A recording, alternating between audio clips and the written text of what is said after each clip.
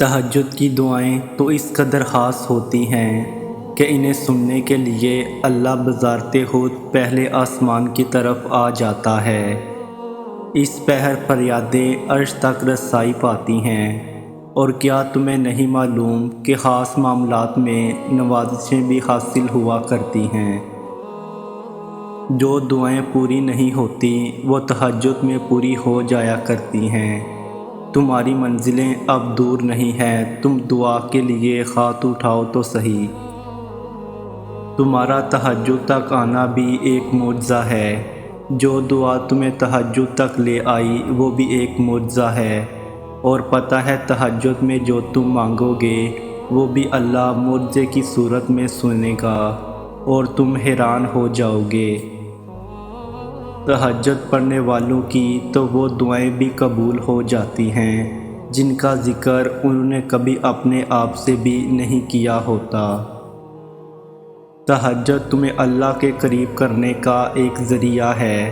تہجد تو اللہ کو حال دل سنانے کا بہترین ذریعہ ہے کہ جس کو لگ جائے ایک بار تہجد کی لگن، پھر اسے اپنے رب سے ملاقات کی لگن لگ جاتی ہے۔ معجزوں کی راہ تو اللہ آخری سانس تک کھلی رکھتا ہے، تو تم تب بھی دعا کرتے رہنا جب تمہارے پاس قبولیت کی کوئی بھی وجہ باقی نہ رہے، کیونکہ بے بس تم ہو۔ وہ تو پل میں نصیبوں کو بدل سکتا ہے اور لمحوں میں دلوں کو موڑ سکتا ہے۔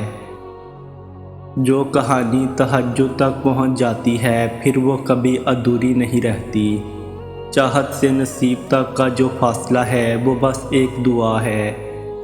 تہجد میں بہنے والا ہر آنسو اللہ سے کن کہنے کی سفارش کرتا ہے۔